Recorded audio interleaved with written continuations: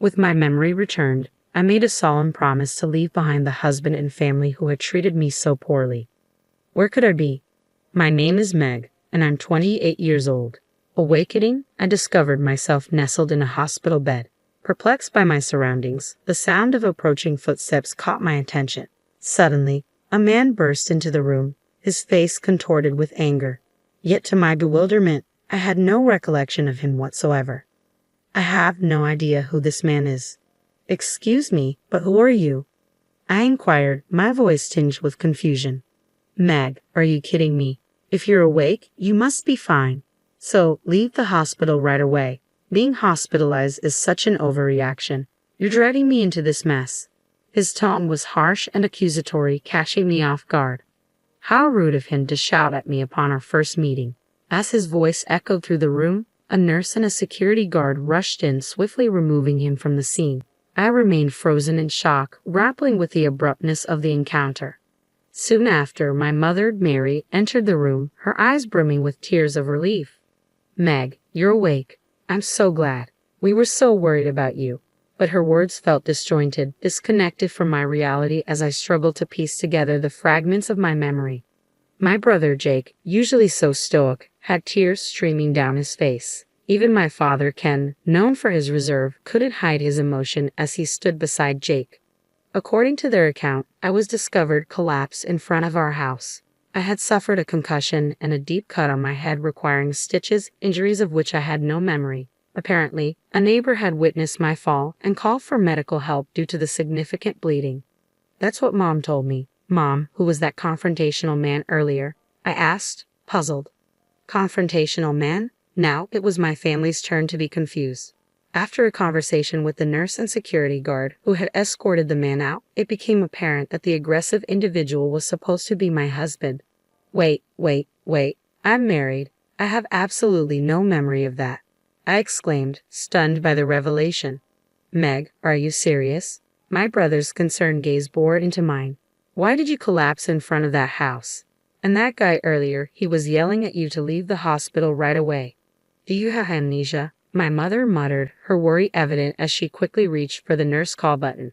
After explaining the situation to the nurse, I underwent a battery of medical tests. With too many procedures to complete in a single day, and results not immediately available, I found myself inundated with visitors as I waited. My coworkers arrived bearing my favorite snacks, flowers, fruit, and other thoughtful gifts to aid in my recovery. Some even brought personalized tokens of affection. Friends streamed in one after another, their concern palpable as they came to check on me. Amidst the influx of well-wishers, amidst the love and support pouring in, there emerged a discordant note. Shockingly, it came from my own husband, Kevin, and his parents. How long do you plan to stay in the hospital? Do you have any idea how much this is costing us? Who do you think is footing the bill? You need to get out of here as soon as possible. You're being lazy. Get back to work immediately. Your absence is causing us significant problems. These incredulous remarks were uttered by none other than Kevin and his parents amid the sea of concerned faces. When my father witnessed their callousness, he was taken aback, seeing a side of them he'd never known. My daughter is gravely injured. She's here because she needs medical care. You heartless people have no right to speak to her in such a manner, he retorted, his voice carrying a firmness I hadn't heard before from his typically gentle demeanor. Please leave at once. My brother and mother echoed my father's sentiment. Your presence is not welcome here anymore. That day, pressured by my family's firm stance, I hastily departed. Yet despite my swift exit, my husband and in-laws persisted, bombarding the hospital staff with complaints and demands for my discharge. Eventually, I was relocated to a private room, where their access was promptly restricted. Remarkably, the hospital granted me the privilege of staying in the private room at the cost of a shared one, a stroke of luck amidst the chaos. As test results trickled in, revealing a significant loss of memory, the surreal nature of my situation dawned upon me. How could such a thing happen in the realm of reality? Initially suspected to be a result of traumatic injury, the absence of brain bleeding despite my head striking the concrete road raised doubts about the diagnosis. The diagnosis unveiled a psychological condition triggered by the impact to my head, plunging me into a bewildering state. I grappled with the incomprehensible reality unfolding before me, unable to even recall the visage of my purported husband, let alone fathom our marital bond.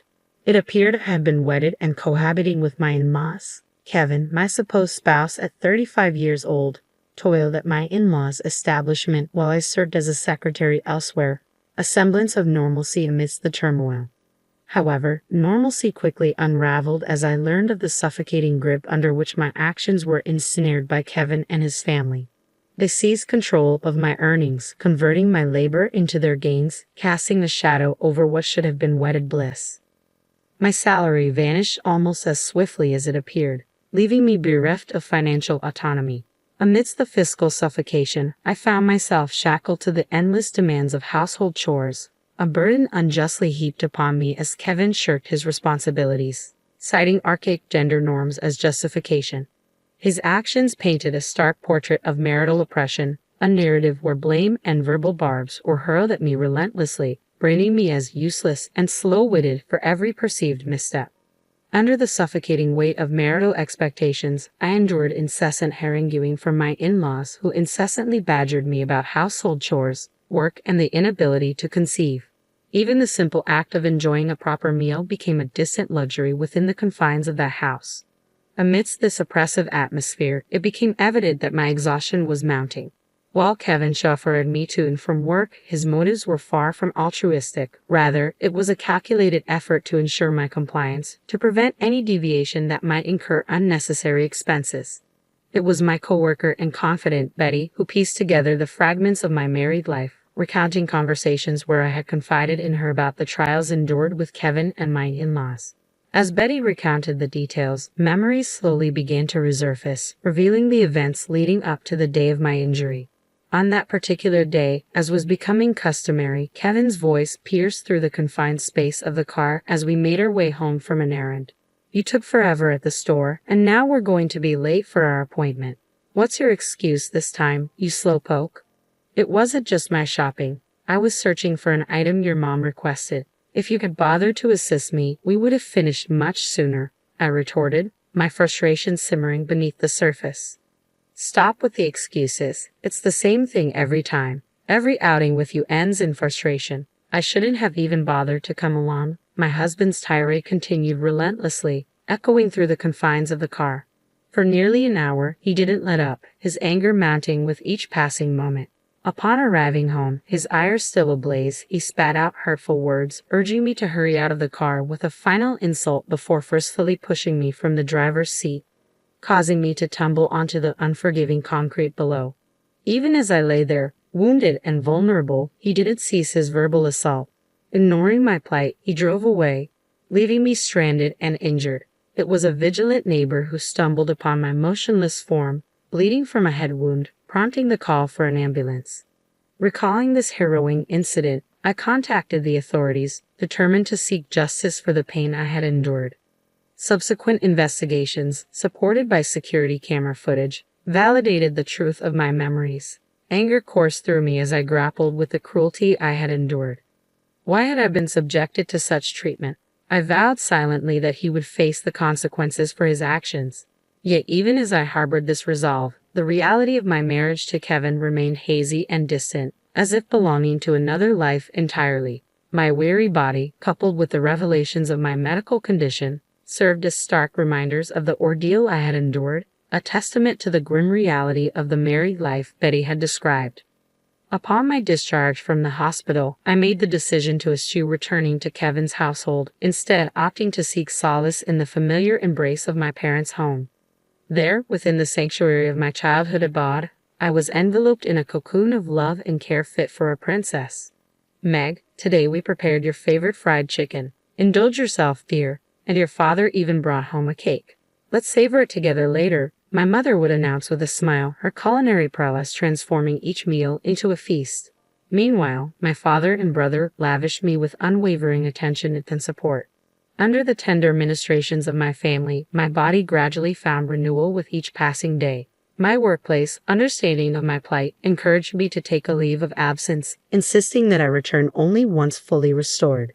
In the embrace of my parents' nurturing care, not only did the wounds from my accident begin to heal, but the burdensome weight of fatigue began to lift as well.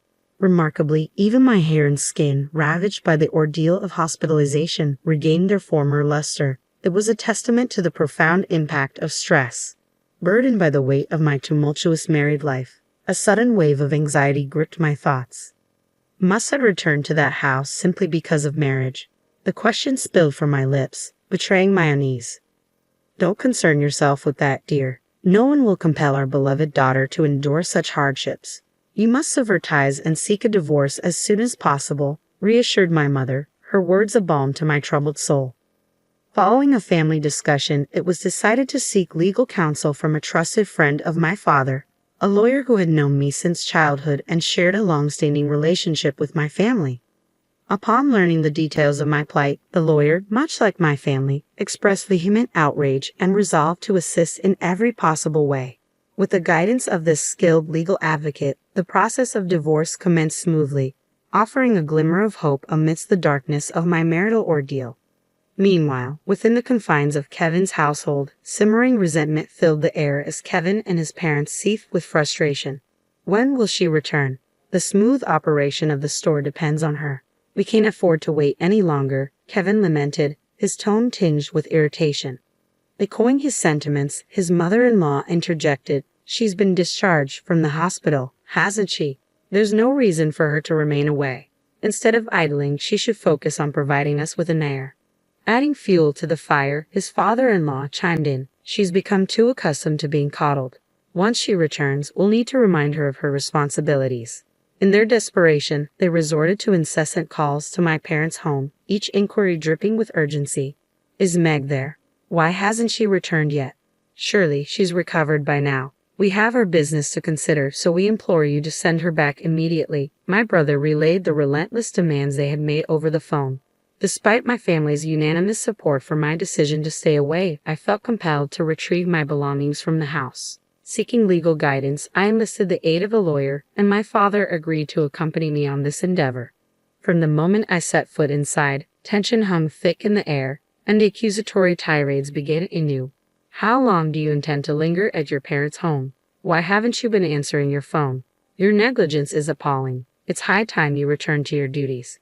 There's an overwhelming backlog of chores and responsibilities awaiting your attention." Kevin and my in-laws berated me without restraint.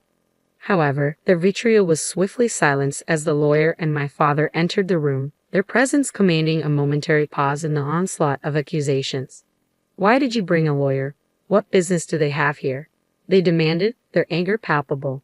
"Let's take a moment to sit down and talk," the lawyer intervened, her calming presence guiding them towards the living room alongside my father. As they engaged in discussion, I retreated upstairs to my room, my mind swirling with uncertainty. Why had I returned to this oppressive environment? It dawned on me that I had left behind crucial evidence of the emotional abuse endured within these walls, a diary meticulously chronicling the hurtful words and actions of Kevin and my in-laws. The lawyer had stressed its importance as evidence, and I possessed another piece of damning proof, carefully concealed from prying eyes. As I busied myself with packing, the tense atmosphere downstairs erupted into a cacophony of voices. "Who consented to the divorce? You can't make decisions on your own." The sharp sound of impact echoed through the house, sending a shiver down my spine. It was evident that my father and the lawyer had broached the topic of divorce, sparking a volatile reaction from Kevin and his family. Frantically clutching my packed belongings, I hurried downstairs, only to be met by Kevin emerging from the entrance, his accusatory words cutting through the tension. "What's with the luggage? Are you not planning to return? And who's spreading rumors about winning a divorce? Explain yourself." His voice was laced with anger as he reached out towards me. Thankfully, the lawyer intervened just in time, her presence a barrier between us. "Violence is never acceptable," she asserted firmly.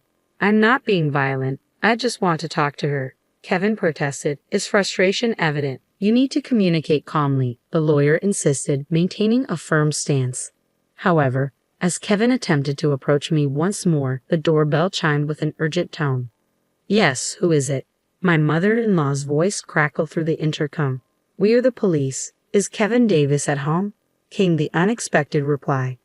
"Kevin Davis is my husband's full name. What could the police possibly want here?" My mother-in-law's voice quivered with apprehension. "Could you please open the door if Mr. Davis is present?" the police persisted. With a sense of urgency, my mother-in-law hastened to the door and swung it open. "Excuse us, which one of you is Kevin Davis?" the officers inquired. "That would be me," my husband responded, his tone tense. "Kevin Davis, you are under arrest on suspicion of assault. Please come with us to the station," the police declared, their words hanging heavy in the air. As the police officer made the announcement, the tension in the room was palpable. I could hear my mother-in-law's sharp intake of breath, a testament to the shock rippling through the household. My husband, too, appeared shaken, his voice trembling as he questioned, "Why me?" His confusion was evident, but there was no denying the gravity of the situation. Indeed, what had initially seemed like a mere incident had now escalated into a criminal case following the official complaint lodged with the police. Fortunately, the presence of security camera footage left no room for ambiguity or excuses. Initially, my husband was led away in silence. However, his composure quickly gave way to vehement protests. "I'm not at fault. It's her clumsiness that caused this. It's an exaggeration to call it assault just because I nudged her. Meg, are you even listening? Withdraw the complaint immediately." His shouts reverberated through the house, drawing the attention of concerned neighbors who began to gather at the entrance. Amidst the chaos, my mother-in-law's anguished cries pierced the air, while my father-in-law stood in stunned silence. Choosing to ignore the tumult unfolding behind us, my father, the lawyer, and I departed from the house, leaving behind the tumultuous scene. Subsequently, we took decisive action by dispatching a certified letter to my husband and in-laws, formally initiating divorce proceedings. Citing the recent incident and the persistent emotional abuse, we outlined the grounds for our decision. The emotional turmoil endured was meticulously documented within the pages of a diary retrieved from the house. Then, on a pivotal day when Kevin's frustration erupted in a violent outburst, my memory returned in full force.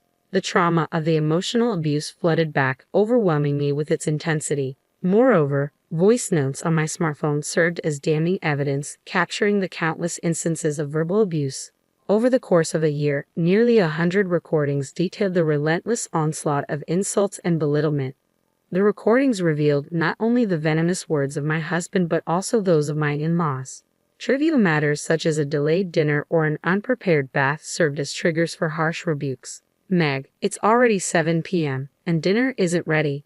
Can't you handle such a simple task? You're a failure as a wife," scolded my mother-in-law. Similarly, my husband's voice echoed with disdain, berating me for my perceived incompetence. The barrage of insults, calling me a failure, useless, a slacker, and slow-witted, left me recoiling in horror. Just listening to the recordings caused me to shrink within myself, each word a painful reminder of the relentless abuse endured. The incontrovertible evidence presented by the diary and voice recordings left no room for denial or dispute. With such solid proof in hand, the divorce proceedings proceeded smoothly and swiftly. In addition to the certified letter, I included a crucial piece of evidence, a copy of Kevin's medical test results. Despite enduring unwarranted blame from my in-laws for our inability to conceive, the truth revealed in the test results was irrefutable. Kevin suffered from azoospermia. I had kept this information private out of concern for Kevin's ego, but with the decision to divorce, there was no need to maintain silence. This revelation shattered any illusions my in-laws held regarding their son's role in our infertility struggles. Throughout the legal proceedings, Kevin's lack of remorse and persistent attempts to shift blame only served to worsen his case.